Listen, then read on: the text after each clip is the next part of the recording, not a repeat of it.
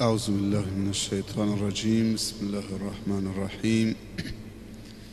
الحمد لله والصلاة والسلام علی رسول الله و علی آله و اصحابه و من والاه. اما بعد، السلام علیکم و رحمت الله تعالی و برکاته. خداوند تبارک و تعالی رو بسیار سپاسگزاریم و تشکر میکنیم، چون شکر نیاز ماست و اون چیزی که نیاز ماست بحثی که دنبال میکردیم بحث الگویی از الگوهای حسنه هست و چیزی که جامعه اسلامی به اون نیاز داره پرورش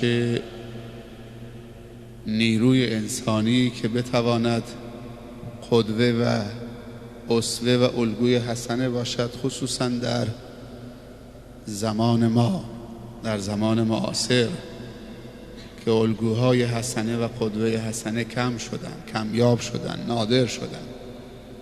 در نتیجه سرمایه ها به هدر می روند. اونقدر دختر و پسر جوان در عالم اسلامی یافت می شود که در جستجوی الگوی حسنه هستند، اما متاسفانه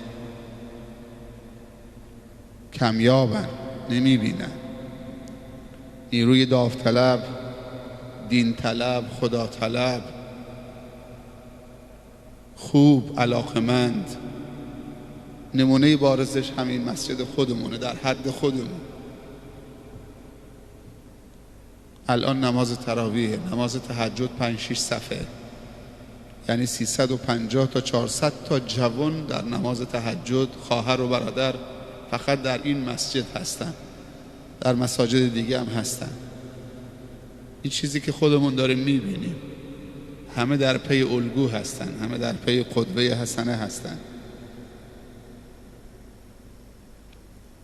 همه در پی کسانی هستن که بتوانن به اونها اقتدا بکنن، به اونها اعتماد بکنن.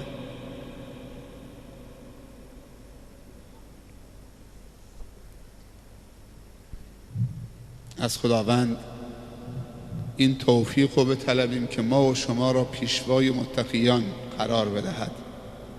و جعلنا للمتقین اماما، یکی از دعاهای عباد الرحمن در آخر سوره فرقان، و جعلنا للمتقین اماما است. ما را پیشوای متقیان قرار بده.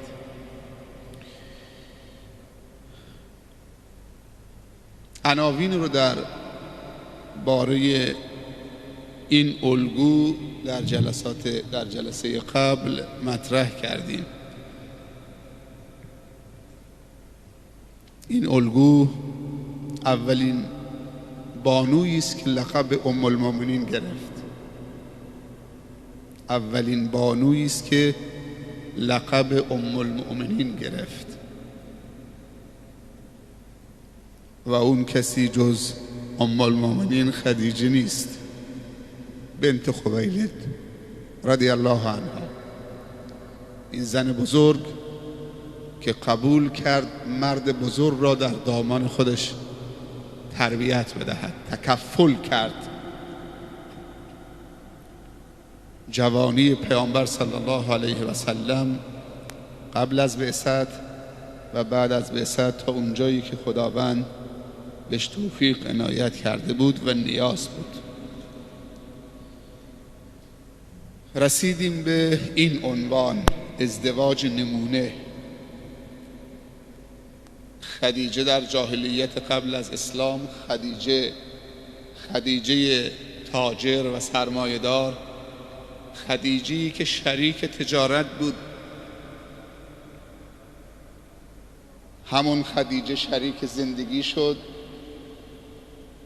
و این ازدواج صورت گرفت و این ازدواج مثالی یا ازدواج نمونه بود.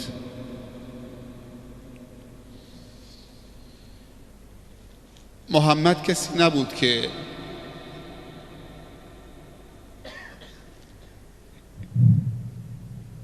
از میان دختران جوان دارای موقعیت، باکره، جذاب برایش یافت نشود. محمد با اون شخصیت منحصر به فردی که داشت در جامعه قریش و در جزیره العرب، در جوانیش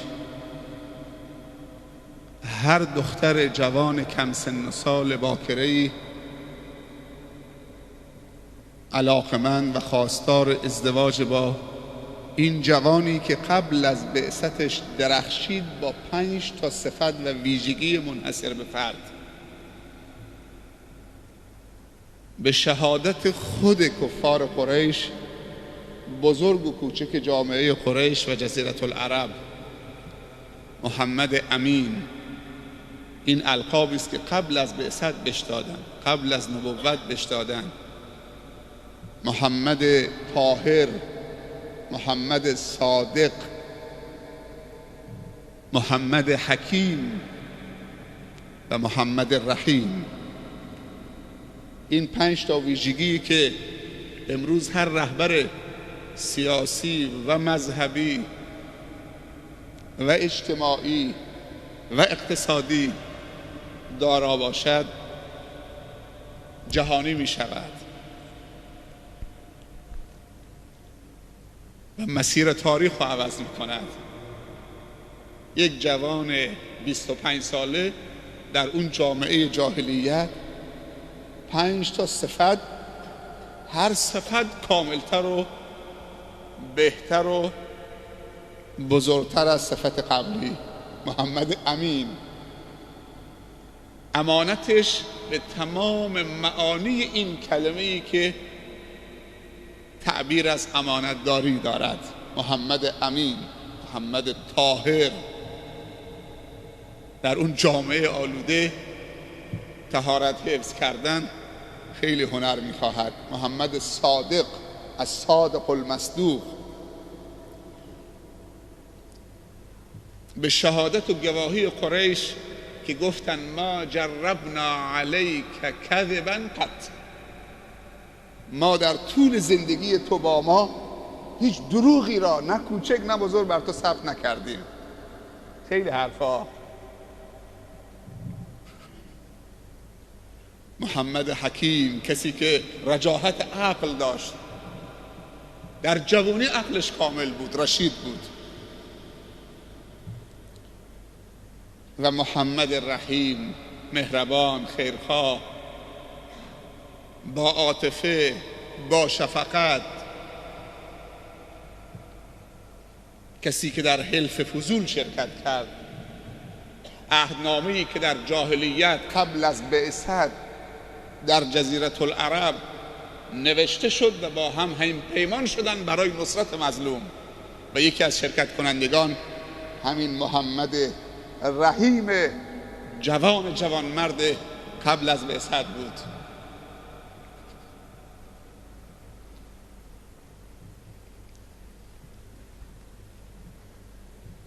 پس اینطوری نبود که دختر جوان جذاب اصل و نسبداری در قریش خواستار این جوان نباشد که برود و تن به ازدواج با زنی بدهد که 40 سال سن دارد، 15 سال تفاوت سنی و 2 بارم قبل از این ازدواج شوهر گرفته باشد و 3 تا هم بچه داشته باشد.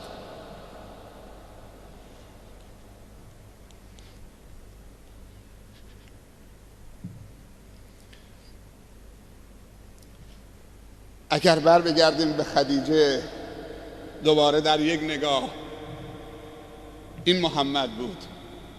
پس سر این ازدواج بعد مشخص می شود چطوری تن به این ازدواج داده. اما خدیجه از نظر نسب حرفی نداشت، کاملترین نسب داشت. از نظر جمال، از نظر موقعیت اجتماعی، از نظر طهارت و پاکی، از نظر شرف از نظر مال، از نظر درایت، بینش و فکر، از هر نظر یک زن کامل پخته صاحب منصب و صاحب جمال و صاحب مال و یک مدیر به تمام معنا که قافله تجاریش خدا میداند چقدر وسیع و گسترده بود و چطوری اینها رو تدبیر میکرد یک زن. و کل بزرگان و اشراف و سرمایه‌داران و متنفذین قریش و جزیره العرب خواستگارش بودن. چطوری این خدیجه تن به ازدواج یک جوان کم سن سال فقیر یتیم میدهد.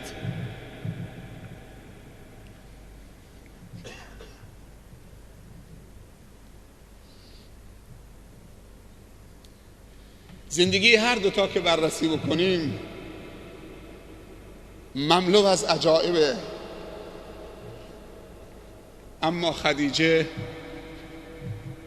خیلی کاملتر از این مسائل فکر میکرد.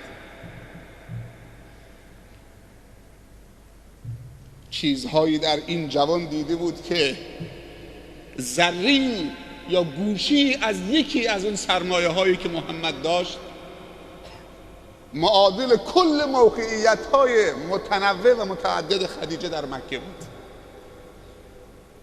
کل اموال خدیجه و موقعیت اجتماعی خدیجه و موقعیت نسبی خدیجه و اعتباری و حیثیتی خدیجه در جزیره العرب و قریش گوشی از امانت محمد رو جواب نمیداد. سرمایه هایی در این جوان دید خدیجه با تیزبینیش که در دیگر بزرگان ندید. وقتی خوب دقت کرد که همه بزرگان قریش خدیجه تاجر را میخواهند، نه خدیجه انسان. مال خدیجه را میخواهند، نه شخص خدیجه. خدیجه انسان را نمیخواهند. تشخیص داد، وگرنه جواب مثبت به همه بزرگان میداد، به اولیش جواب میداد و اونها را رد نمیکرد. اما در این جوان یک چیزی دیگر دیده بود.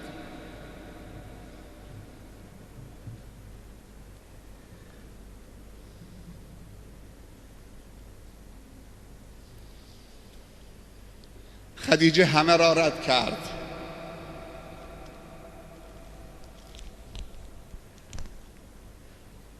جواب مثبت به محمد داد صلی الله علیه و سلم. این ازدواج صورت گرفت. خدیجه با انتخاب این جوان جاودانگی را برای خودش نوشت. خدیجه اگر زن هر کدوم از بزرگان قریش میشد این جاودانگی رو نداشت، این ماندگاری رو نداشت.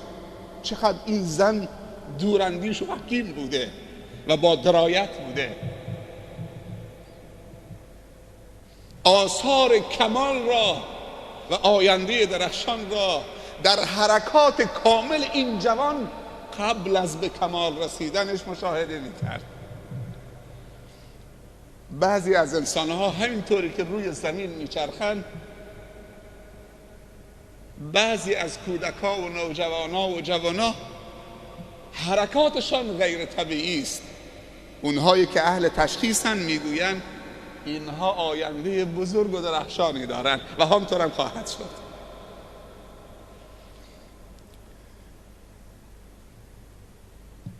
در طول جوانیش به هیچ دختری در حرام اعتنایی نکرد، لب به یک قطره شراب نزد، هیچ اعتنایی به این همه بتی که در کعبه و پیرامون کعبه و در خانه ها بود نکرد. حتی در تصوراتش هم هیچ موقع نیت سو راه نداد. بدبینی و غدر و خیانت و تکبر و حسادت در خودش راه نداد. اینا همش قبل از بعثته.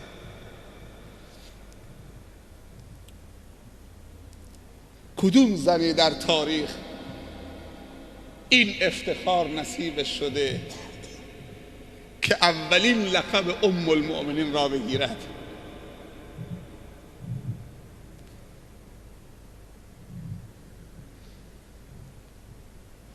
اونم چه شخصیتی، ستوده شده در دو دنیا، در زمین و آسمان، در ارض و سما، در ملأ اعلی. آن محمد که احمدش خوانند، نور چشم دو عالمش خوانند. خدیجه تاریخ را از وسیع ترین درش وارد شد. وسیع ترین در تاریخ و دروازه تاریخ نبوت محمد صلی الله علیه و سلم هست که اولین کسی که از این در وارد شد خدیجه بود. از چه دروازه وسیعی وارد شد. تاریخ دری به وسعت در نبوت محمد صلی الله علیه و سلم ندارد. اون در وقتی باز شد، بعد از خودش اولین وارد و اولین داخل به این در خدیجه ام المؤمنین بنت خویلد بود.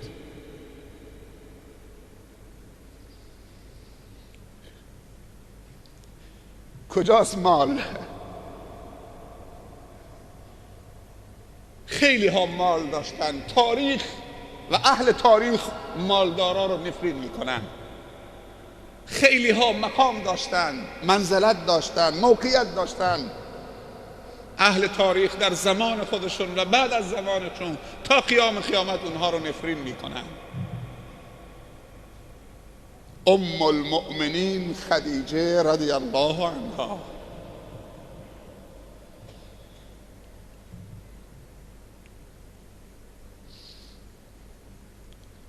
چه کسی اولاتر از خدیجه به محمد و چه کسی اولاتر از محمد به خدیجه در اون موقعیت حساس؟ مثل این که خداوند هر دوتا را برای هم ساخته بود که این دو رو در کنار هم. خواهرها توجه داشته باشند که یک زن اگر عاقل و کامل و با فهم و با شعور و با درایت باشد، چطوری سرنوشت تاریخ رو عوض می کند.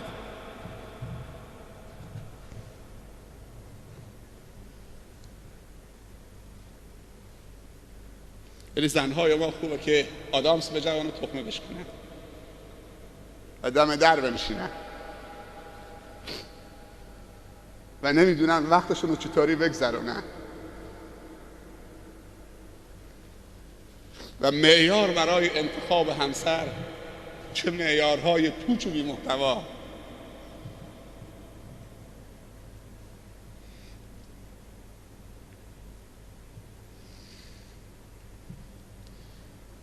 پریشب هم گفتیم که اگر محمد صلی الله علیه وسلم اون 5 صفت رو دارا بود، به خدیجه هم در جاهلیت لقب خدیجه الطاهره داده بودن. معروف بود به خدیجه الطاهره و معروف بود به بیبی زنهای قریش. یک زن آزاد، مستقل، مطلع.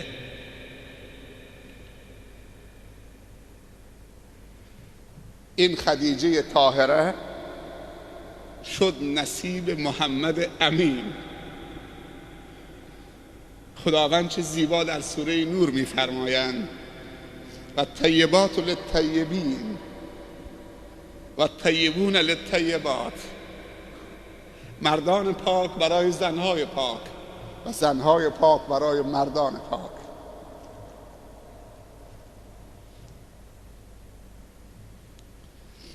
این ازدواج موفقی بود، چون خدیجه به خواستگاری شخص محمد نرفته بود. خدیجه به خواستگاری امانت و صداقت و طهارت و حکمت و رحمت رفته بود. میخواست این 5 سرمایه از آن خودش بکنه. و محمد هم همچنین.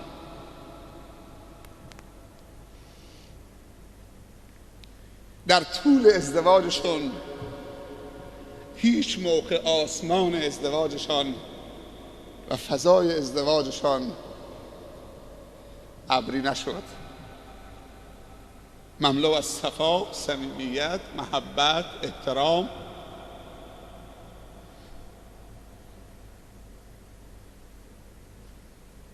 در طول ازدواجشان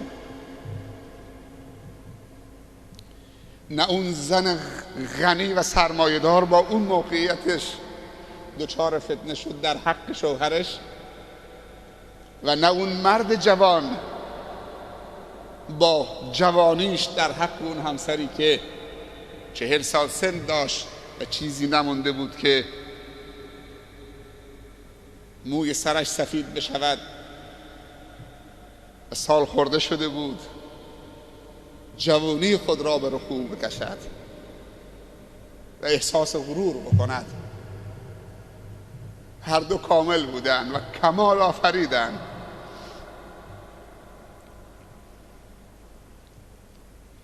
خدیجه اولین زنی بود که رسول الله صلی الله علیه وسلم با اون ازدواج کرد و تا زمانی که خدیجه در حیات بود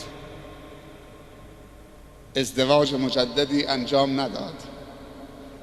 تمامی اولاد رسول الله صلی الله علیه وسلم از ام المؤمنین خدیجه بود، بجز ابراهیم که از ماری قبطی مصر که توسط مقوقس مصری اهدا شده بود و رسول الله صلی الله علیه وسلم.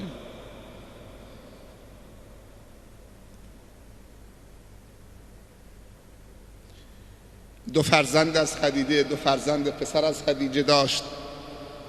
یکی به اسم قاسم که کنیه پیامبر به اسم قاسم بود، ابوالقاسم، و دومی هم عبدالله که ملقب به الطیب و الطاهر بود. دومین پسر رسول الله صلی الله علیه وسلم از خدیجه عبدالله ملقب به الطیب و الطاهر بود. دو تا لقب داشت و هر دوتا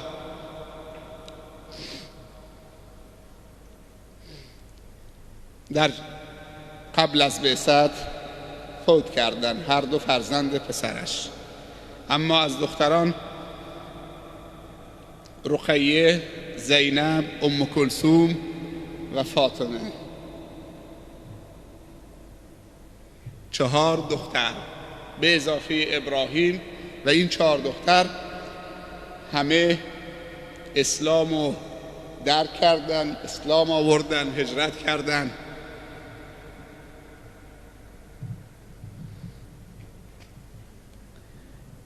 و با سربلندی زندگی کردن.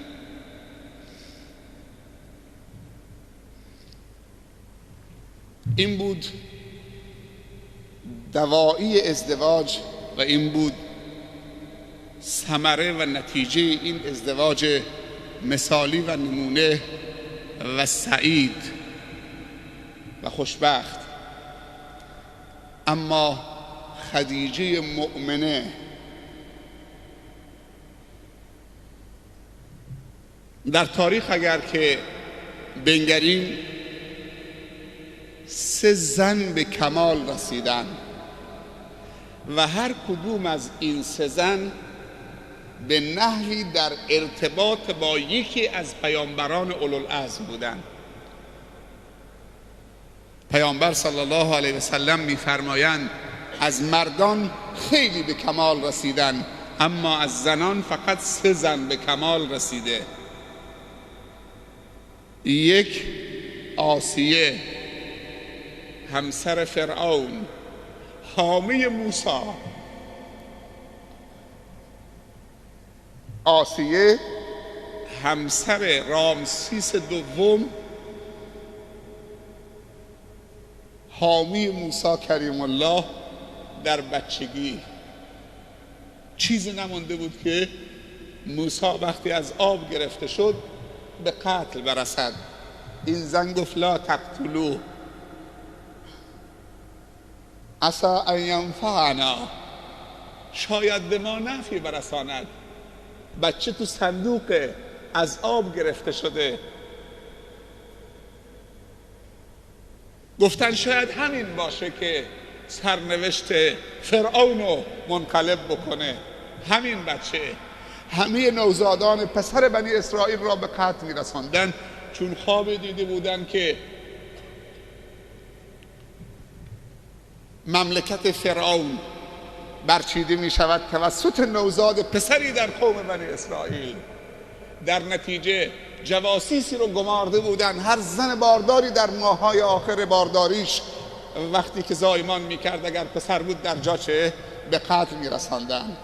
اما خداوند اینطوری موسی را نجات داد، در صندوقی گذاشت مادرش، آب برد اون تا تو قصر فرعون. وقتی از آب گرفتن که یک پسر هست تو صندوقه، فهمیدن که از بنی اسرائیله، ولی خداوند محبت این پسر رو تو دل آسیه انداخت. چیزی نمونده بود که موسی به قتل برسد. گفتن همینه. گفت نه، لا تقتلوه، اونو نکشید، عسى ان ینفعنا، شاید به ما نفعی برساند، او نتخذه ولدا. و اینجا بود که آسیه پذیرفت که به موسی قبل از نبوتش محبت بکند، از موسی حمایت بکند، تا اینکه موسی به سن رشد رسید، تا اینکه موسی نبی شد و مرسل شد. و آسیه پشت کرد به فرعون و همه مسائل فرعون و رو آورد به موسی و خدای موسی و اینطوری دعا کرد آسیه: رب ابن لی عندك بیتا فی الجنه و نجنی من فرعون و عمله و نجنی من القوم الظالمین.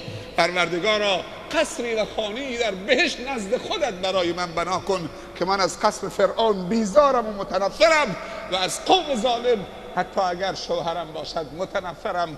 من بر دین حبیب تو داخل شدم، من بر دین موسی هستم که از جانب تو نازل شده. قبل از بعثتش اینطوری از او حمایت کرد و بعد از بعثتش هم اولین کسی بود در اون ناز و نعمت با اون همه اقتدار. از فرعون دیگه قوی‌تر و بالاتر در روی زمین نبود. و آسیه بر دین همون کسی که در دامانش رشد کرد و نجات پیدا کرد. آخرم موسی سبب نجات آسیه شد. اول آسیه به امر خدا موسی رو نجات داد و بعد موسی به امر خدا با نبوتش و هدایتش آسیه رو نجات داد. وقتی ایمان در قلب آسیه قرار گرفت و فرعون فهمید که آسیه همسرش بر دین موسی است، او را دستور دادن شکنجه بدهند. هر وقتی که شکنجه می‌کردن این دعا را می‌خوان: رب ابن لی عندك بیتا فی الجنه و نجنی من فرعون و عمله و نجنی من القوم الظالمین. هدایت کار به این ندارد که این دختر شیخ، این دختر ملاست، این دختر فقیره، این پسر فقیره، این سرمایه‌داره، این خوشتیپه، این موقعیت داره، این نداره. هدایت دست خداست و بستگی به نیت پدر و مادر دارد که چقدر دعا بکند و چقدر تلاش بکند. و نظر خدا وقتی بر کسی قرار میگیرد کسی نمیتواند اون را بر بگرداند.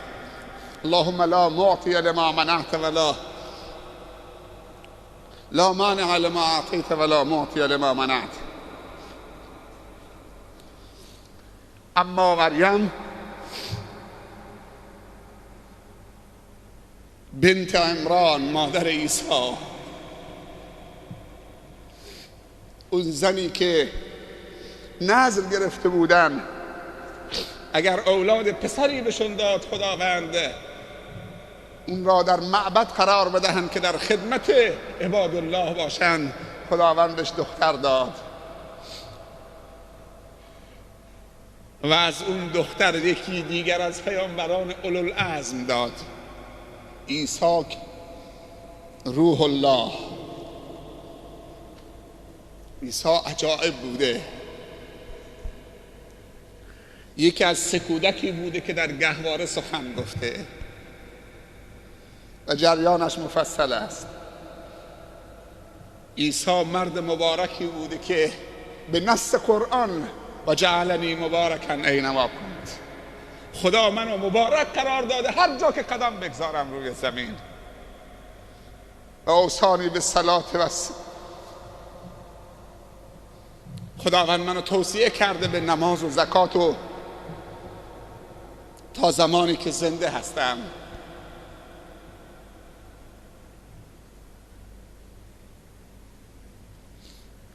و جریان به دار آویختن حضرت عیسی و ابتلا و امتحانی که حضرت عیسی شد، اون مریم صبور که شاید سخت‌ترین مسائل رو در حق عیسی تحمل کرد. یا مریم ما کان ابوک امرأ سوء و ما کانت امک بغیا، این بچه بدون پدر از کجا آوردی؟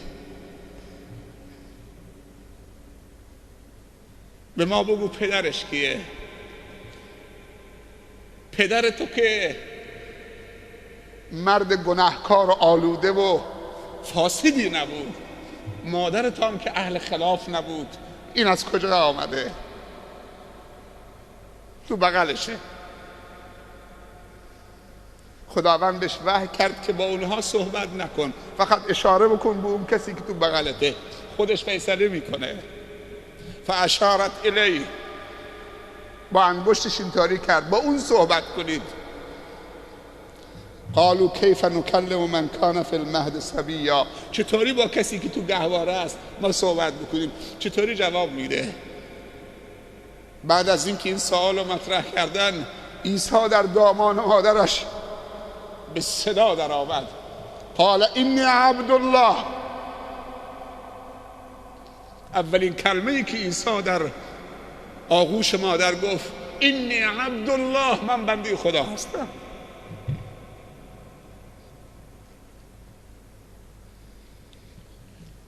این کلمه میدونی چقدر معنی داره؟ انی عبد الله. ما این بدبختی که به سرمون میاد به خاطر که تو این جمله و این کلمه مشکل داریم. بعضی موقع عبدالله میشیم، بعضی موقع عبدالدرهم میشیم، بعضی موقع عبدالدینار میشیم، بعضی موقع عبدالمدرک میشیم.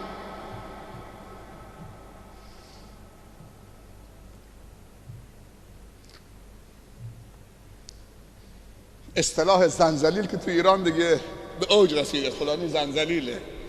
کاش که تعبیر زنجلیل به معنی این بود که خدمت زنش میکرده، احترام به زنش قائل بوده، در خدمت اهلش بوده، ولی معنی زنجلیل بالاتر از اینه. به اون کسی که خدمت اهلش میکنه که زنجلیل نمیگن، اون انسان کریمه که حق رو ادا میکنه. پیامبرم صلی الله علیه و سلم در خدمت همسرش بوده، در خدمت همسرانش بوده. زنجلیل به کسی میگن که زن را بپرستد، آمر و ناهیش زنش باشد و اون زن او رو از مسیر عبدالله بودن خارج کند و از راه آخرت او را به در کند.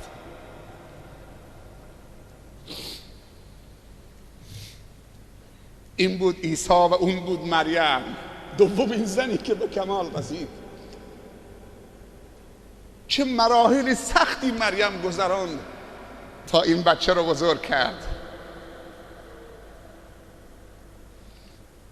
و چه توطئه و نیرنگی که بنی اسرائیل به کار نگرفتن تا مریم و فرزندش را نابود کنند.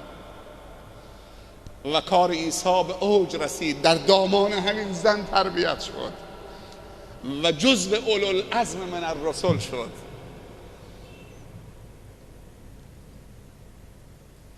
و بنی اسرائیل و یهود ادعا کردند که عیسی را کشتن و به دار کشیدن و خدا تو دهنی رو اونها زد. و ما قتلوه یقینا، او را نکشتن، ولکن شبه لهم، بلکه شبهی بود که بر اون القا شده بود. بر رفعه الله الیه، خداوند عیسی را انی متوفیک و رافعک الیه، خداوند عیسی را قبض روح کرده به آسمان بلند کرده و نتونستن که او را به قتل برسانن و به دار بکشن. این صلیبی که بر گردن خیلی از جوانای مسلمان هست امروز، صلیب طلایی بر گردن جوانای مسلمان هست، تو صف نمازم بعضی موقع با همین صلیب ایستادن. این بهتان است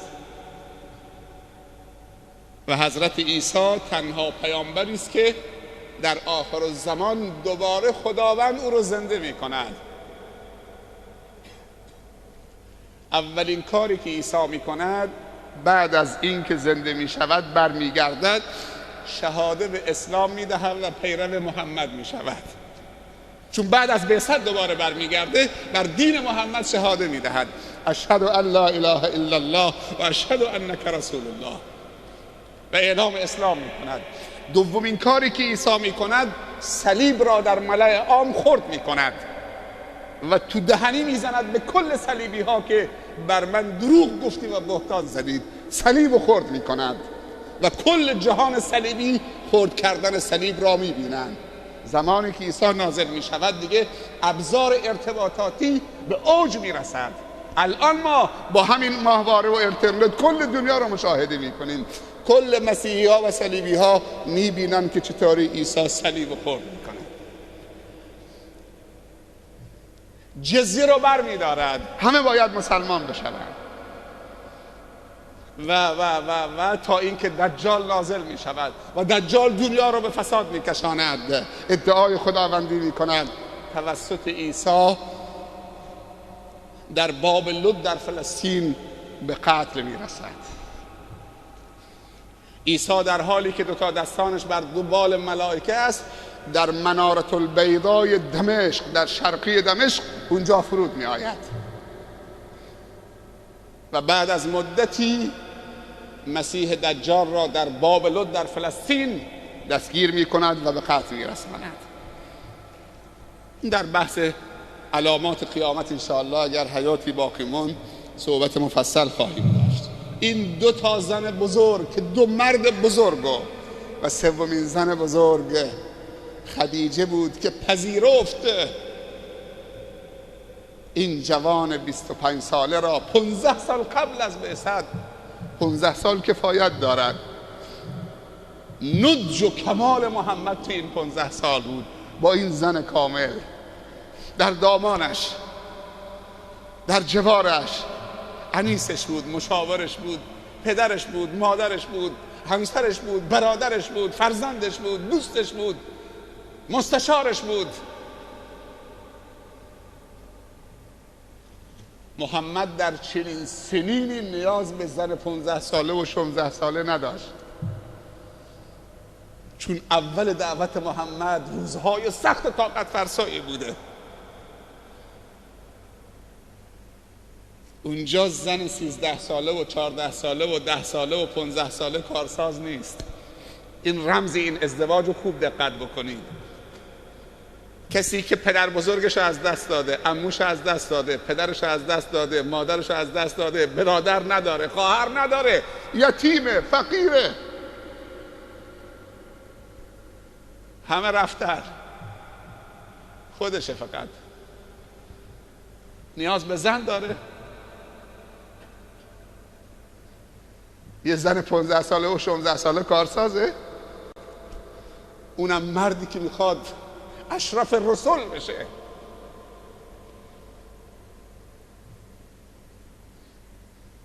پس اون نه تنها زن بود که برای عیش و نوش، خدیجه هم جای مادر محمد پر کرد، هم جای پدر محمد پر کرد، هم جای پدر بزرگش و هم جای عموش که سندی و پشتوانه‌ای بود، و هم جای خواهرش و هم جای برادرش، هیچ کدوم نداشت، و هم جای برادرش و هم جای دوست و رفیق و هم یک مدیر و مشاور پخته، یک روانشناس، یک مستشار در امور اقتصادی، در امور تجاری، در امور سیاسی، در امور اجتماعی، در امور تربیتی، یک صاحب نفوذ در جامعه. خدیجه کسی حرفش به زمین نمیزد. فکر نکنی خدیجه یک زن بوده، خدیجه یک شیرزن بوده که قریش رو میچرخونده. و قریش رو تغذیه میکرده.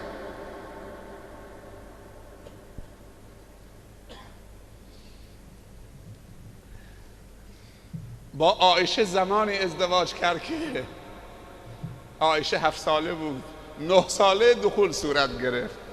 اون زمان دیگه سن خودش کامل شده بود. اونم نمیشه تهمت زد که اونم برای شهوت 7 ساله 9 ساله، اگر شهوت بود 25 ساله 15 ساله میگرفت.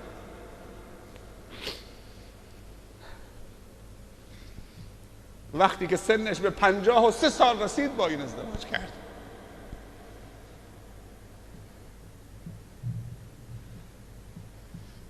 وقتی که سنش 25 سال بود با 40 ساله ازدواج کرد.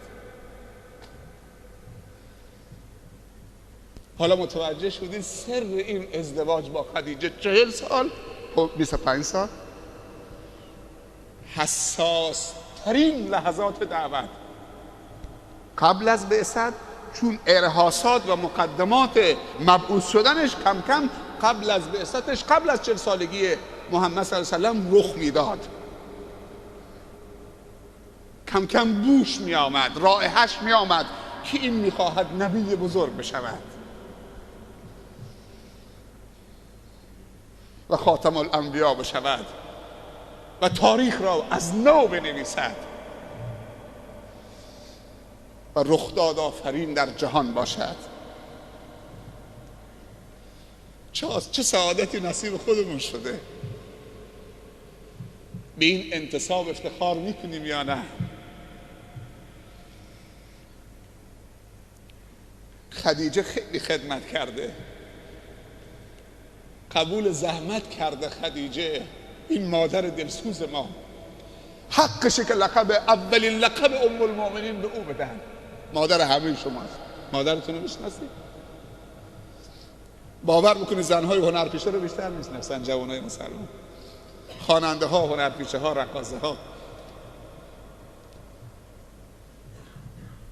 مادرتون رو میشناسید؟ خدیجه مؤمنه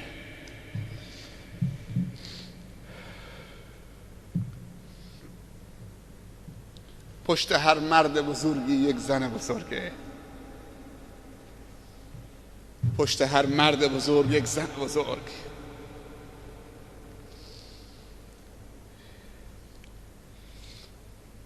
15 سال در جاهلیت با محمد زندگی کرد.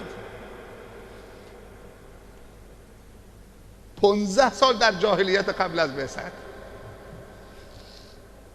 جامعه قریش مملو از شراب و آلودگی بود، عیش و نوش، قمار، ربا، جلسات لهو و لعب. اما خدیجه اهل هیچ برنامه‌ای نبود. در جاهلیت اون 15 سال بزرگترین ناصر و حامی و پشتوانه طهارت و پاکی خودش و کسی که تحت تکفلشه.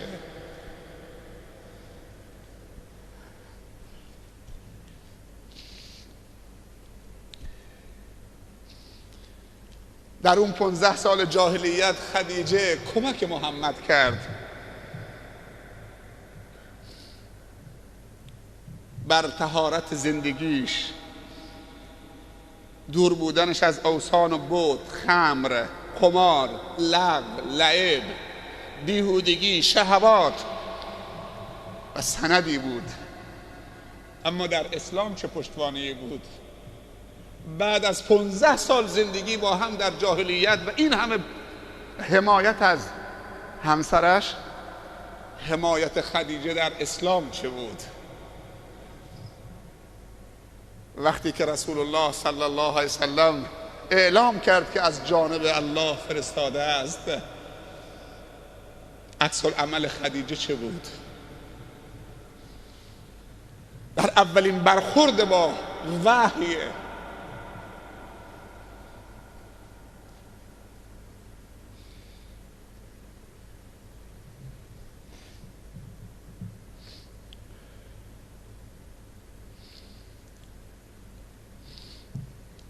پیامبر صلی الله علیه و سلم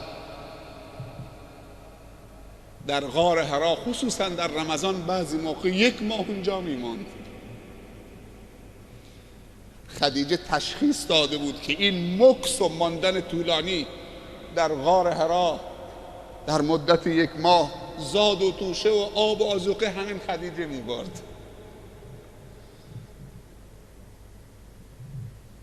زن راضی نمی شود مردش از او دور بشود، ولی چون میدونست این مرد حرکاتش این که بزرگ بشود، تشخیص داده بود، در نتیجه زمینه رو فراهم میکرد. مساعدت، مسایرت، همراهی. میدونست که تو این تحنث پناه بردن به غار حرا، غار حرا با مکه با کعبه 5 کیلومتر فاصله داره. از بالای اون غار زمان قدیم که ساختمان‌های مرتفع و بلند نبوده، درست کعبه پیدا بوده. از اونجا کعبه رو مشاهده می‌کرده و شبها هم نگاه‌های طولانی به آسمان می‌کرده.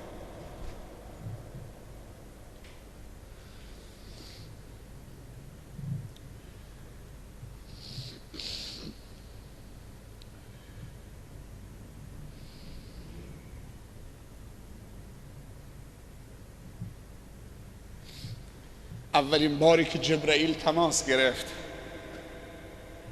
در غار حرا، ظاهر شد در مقابل محمد، اونو در بغل گرفت، فشار داد. چیزی نمونده بود که دنده هاش به هم فرو بره. چیز جدیدی بود براش. خیلی وحشت کرد. اولین بار بود. بهش گفت اقرأ یا محمد، بخوان. گفت من نمیدونم. رهاش کرد، دوباره گرفتش، فشارش داد، دوباره گفت اقرأ یا محمد، بخوان. ما انا بقارئ. دوباره فشارش داد، گفت اقرأ. این اقرأ یعنی چی؟ که این همه جبرائیل داره تأکید میکنه اقرأ، بخوان، بخوان، بخوان. در خواندن چه برکتی وجود داره، چه خیری وجود داره که اونو میفشاره، بعد میگه بخوان، بخوان، بخوان. ما انا بقارئ. یادم بده چه بخوانم. اقرأ باسم ربک الذی خلق، خلق الانسان من علق، اقرأ و ربک الاکرم الذي علم بالقلم، علم الانسان ما لم يعلم. هر خوندنی ارزش ندارد. بعضی خوندنها سبب بی ارزشی می شود، سبب بی هویتی می شود، سبب بی تقوایی می شود. تنها خواندنی ارزش دارد و مفید است که بسم رب باشد. تو خوندنهاتون متوجه باشید چی رو باید بخونی. اقرأ باسم ربک. هر خوندنی که با نیت خدایی و بسم رب باشد، اون برکت هست.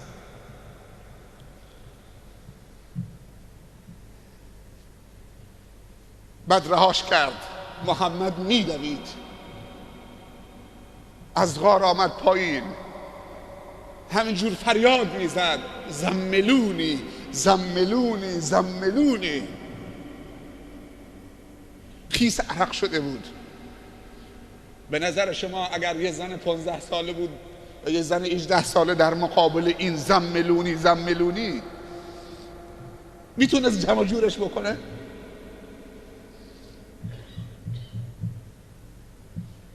اما خدیجه خیلی راحت جمعش کرد. عایشه داره روایت میکنه، میگه به جایی رسید این برخورد جبرائیل در اولین برخورد با رسول الله صلی الله علیه و آله با محمد که اصلا چیزی نمونده بود روحش بالا بیاد، چون چیز جدیدی بود براش. همه جور میدوید، میگفت زملونی، منو در چادر بپیچید، لحافی روی من بندازید. میلرزید تا این که رسید به خانه. آغوش باز بود، اونو در دامانش گرفت، در بغل گرفت، در آغوش گرفت. گفت جریان چیه؟ گفت زملونی، کمکم کنید. به کی داره میگه؟ به همون که گفتم هم پدرشه، هم مادرشه، هم همسرشه، هم دوستشه، هم مشاورشه، هم پدر بزرگشه، هم عموشه، هم برادرشه، هم خواهرشه، همه چیزشه. کسی براش نمونده، باید جای همه اینها رو پر بکنه. آرامش داد. حالا صحبت این زن بشنوید چطوری تشخیص داد این چیزی که اونو فشرده. بعد گفته اقرا. این شیطان نبوده، غول نبوده، دیو نبوده، جن نبوده، عفریت نبوده، اون ملک بوده، فرشته نورانی بوده. تشخیصش ما نگاه بکنید، همه جا دنبالش بود. تو بعضی روایات در تاریخ نوشته شده که خدیجه گفت بیا من آزمایش بکنم. گفت هنوز میبیندش؟ گفت هنوز دنبال منه. گفت بیا بشین، معذرت میخوام رو پای راستم. اون خمارش هم رو سرش بود. نشست. گفت هنوز میبیندش؟ گفت میبینمش. گفت بیا بشین اینجا. نشست. گفت میبیندش؟ گفت میبینمش. اون چادرشو انداخت. گفت حالا بیا تو دامانم بنشه. گفت حالا میبینیدش؟ گفت نه رفت. گفت این شیطان نیست، چون الان من دیگه خیلی به تو نزدیک شدم. اگر شیطان بود اینجا تماشا میکرد، بیرون نمیرفت. این چیزی دیگر است. بعد چند تا جمله بهش گفت.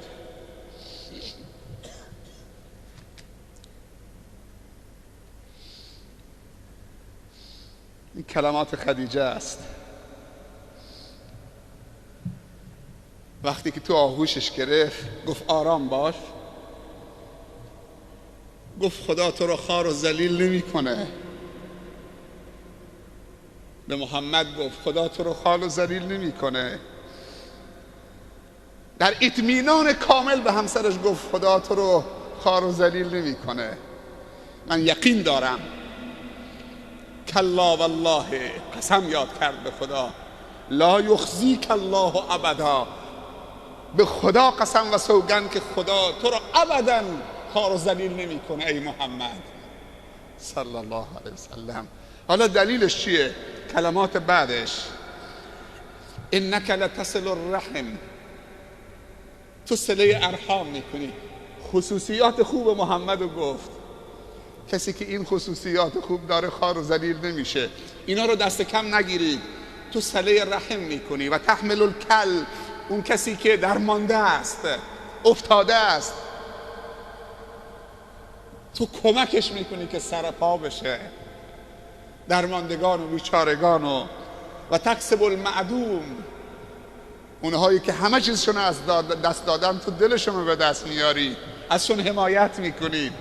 و تصدق الحدیث، تو سخنان هیچ موقع دروغ بر تو ثبت نشده، همیشه صادق بودید.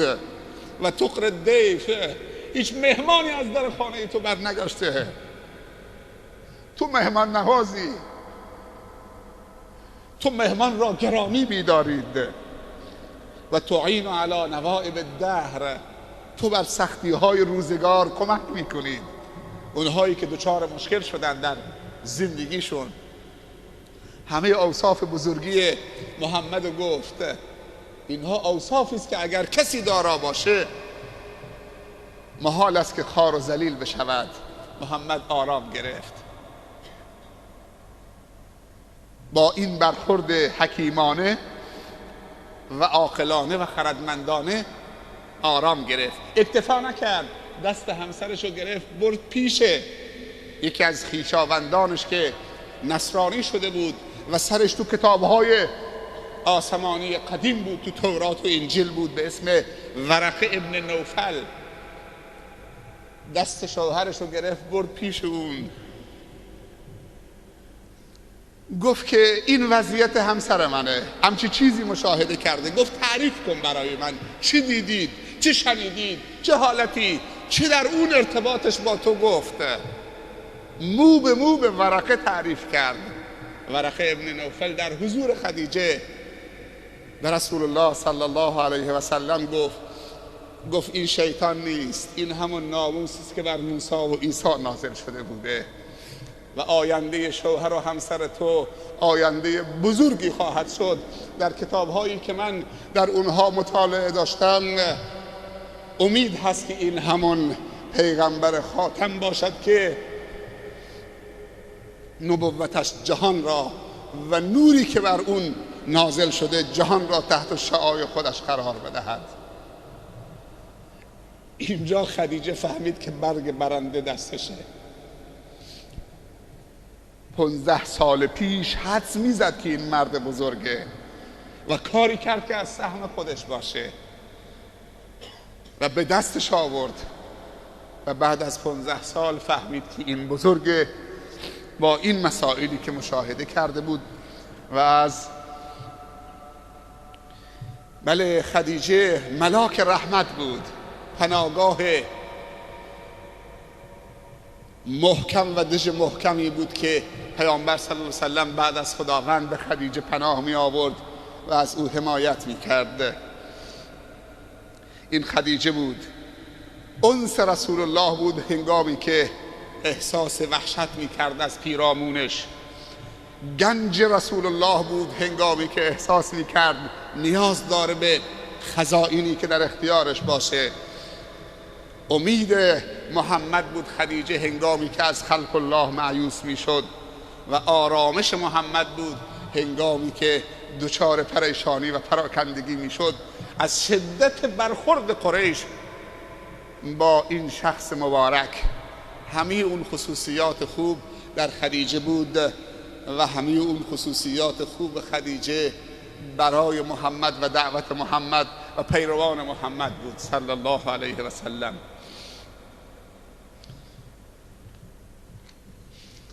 اولین زنی بود که به او اسلام آورد، ایمان آورد و اولین کسی بود که با ایمانش به خدای محمد و نبوت محمد آلام و سختی ها و دردها و رنج های سخت روزهای اول دعوت را بر محمد که همسرش باشد این نبی رحمت سبک می کرد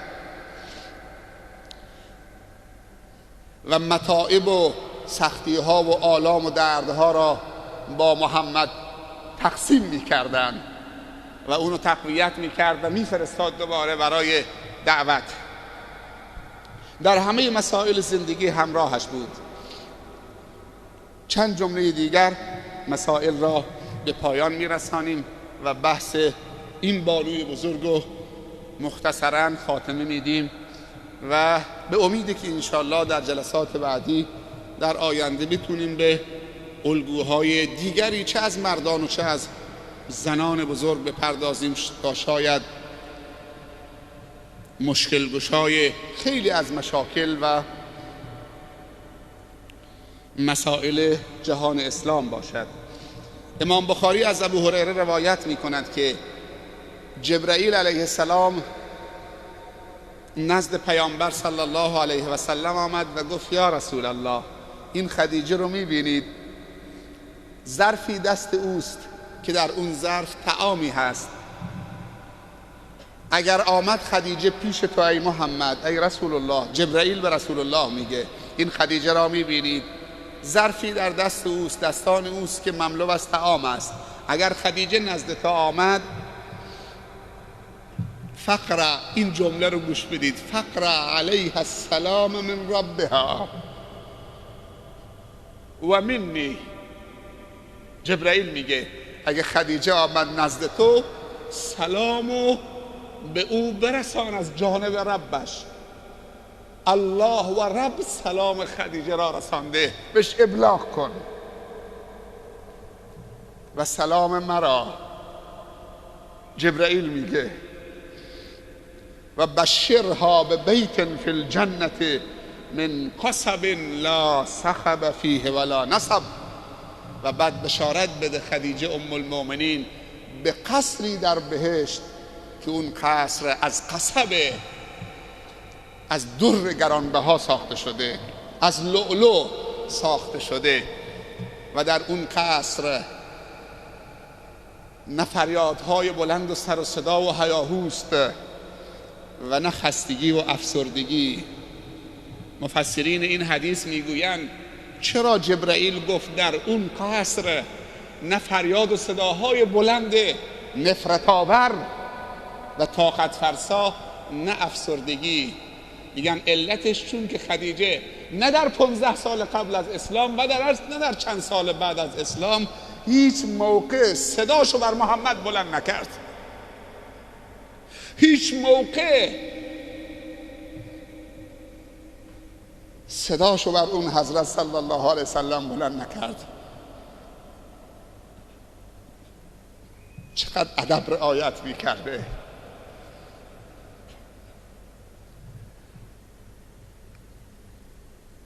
زنی با این عظمتش و این موقعیتش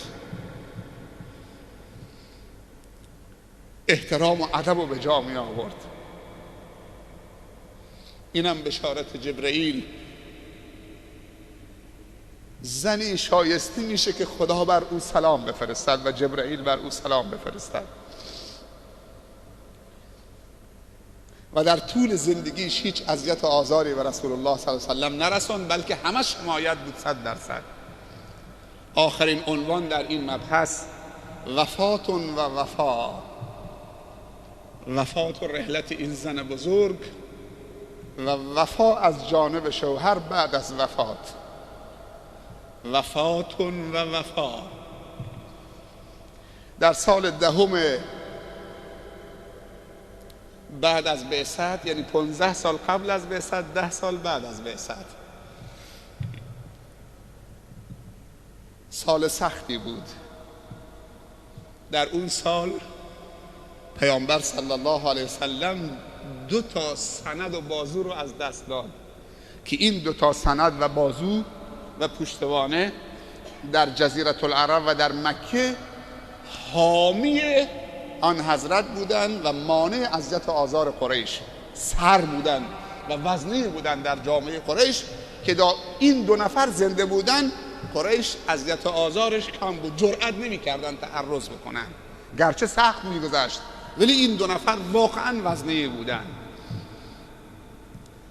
3 سال قبل از هجرت پیامبر صلی الله علیه و سلم خداوند این 2 پشتوانه را از رسول الله صلی الله علیه و سلم گرفت. دیگه اون محمد سر پا بود، دیگه طوری تجربه و یقین و پخته بود که استقامت براش حاصل شده بود.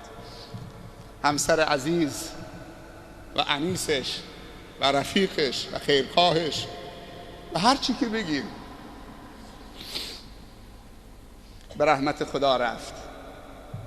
واقعا وزیری بود، وزیر صدقی بود بر اسلام خدیجه. و قبل از رحلت خدیجه و وفات خدیجه، ابو طالب عموی پیامبر که این همه حمایت کرد اما افتخار اسلام رو پیدا نکرد.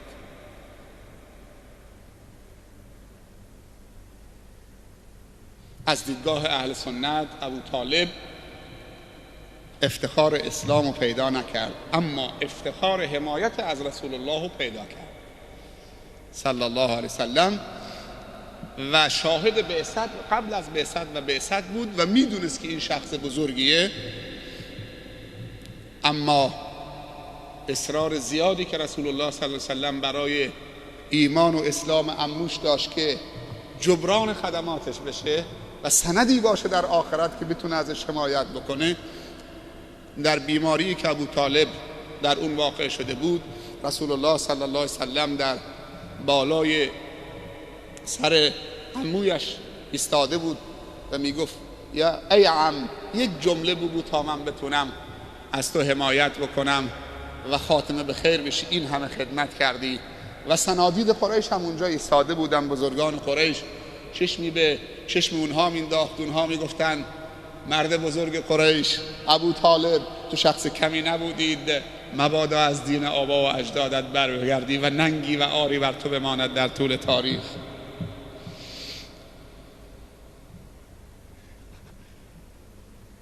و از اون طرف رسول الله صلی الله علیه و سلم دلسوزی میکرد و آخر شرم و حیایی در قالب تکبر یا تکبری در قالب شرم و حیا مانع شد که ابو طالب شهادتین را بگوید. و آخرین جمله‌ای که گفت اموت علی دین اجدادی و آبایی، بر دین آبا و اجدادم میمیرم. بعضی موقع شرم و حیا مانع ایمان می شود و بعضی موقع شرم و حیا نوعی از تکبر و خودخواهی است. پیامبر خیلی اندوهگین شد. خداوند پیامبرش را توبیخ کرد و این آیه در این مورد نازل کرد: انک لا تهدی من احببت ولکن الله یهدی من یشاء. هدایت توفیقی دست منه، هدایت ارشاد و راهنمایی دست توست، تو وظیفت رو انجام دادید، بیشتر دیگه شما دخالت نکنید، اونجا دیگه حد و حدود منه. پس هدایت باید توفیق خداوند باشد. در اون سالی که خدیجه و ابو طالب هر دو با هم فوت کردن، در سال 10 بعثت، پیامبر اندوهگین شدن، 2 سند رو از دست دادن و اون سال معروف شد به عام الحزن، سال حزن و اندوه. از بس که سخت گذشت برای رسول الله صلی الله علیه وسلم معروف شد در تاریخ به عام الحزن. اگر شنیدید عام الحزن چه سالی است، چه عامی است، در سالی که این دو بزرگوار رحلت نمودند و فشار آمد به رسول الله صلی الله علیه وسلم، اون عام یا اون سال را عام الحزن معرفی کردند. خدیجه رحلت نمود، اما خاطرات خدیجه هیچ موقع به پایان نرسید و همیشه زندگی رسول الله را بعد از خدیجه تقویت می‌کرد. این وفات بود، اما وفا از جانب پیامبر صلی الله علیه وسلم به همسرش. یکی از راه‌هایی که انسان میتونه به پدر و مادرش بعد از حیاتشون که مردن رفتن احسان بکنه، احسان به دوستان زنده پدر و مادرش. یعنی سوال بکنی کدوم یکی از دوستان قدیمی پدر و مادر در حیاتن، بری اکرام اونها، احترام اونها، احوال پرسیشون، خدماتشون، مشکلی دارن مشکلشون رو حل بکنید، اونها راضی بشن، دعای خیرت بکنن، خدا رحمت بکنه، پدرت خیلی با ما دوست بود و خیلی هوای ما را داشت، فرزندم مثل پدره، و این روح پدر در قبر شاد می شود. وفاتون و وفا. از بس که خدیجه خدمات داده بود و ایثارگری کرده بود و صادق بود و حمایت کرده بود، خاطرات نیک زندگی 25 ساله مونده بود و پیامبر به نحوی میخواست این را جبران بکند و دنبال خویشاوندان خدیجه بعد از حیات خدیجه و دوستان خدیجه و اونها را تفقد میکرد، احوال پرسی میکرد، مشکلاتشون رو حل میکرد.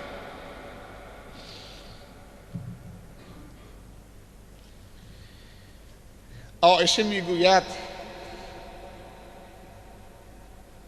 عایشه عزیزترین همسران پیامبر بعد از خدیجه هست، اما عایشه روایت میکند عایشه بعضی موقع غیرتش گل میکرد وقتی که رسول الله صلی الله علیه وسلم اسم خدیجه رو میبرد، چون خودش رو عزیز میدونست.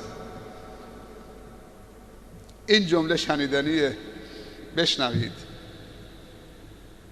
عایشه حتی غیرتش با وجودی که خدیجه در قبر بود گل میکرد بعضی موقع.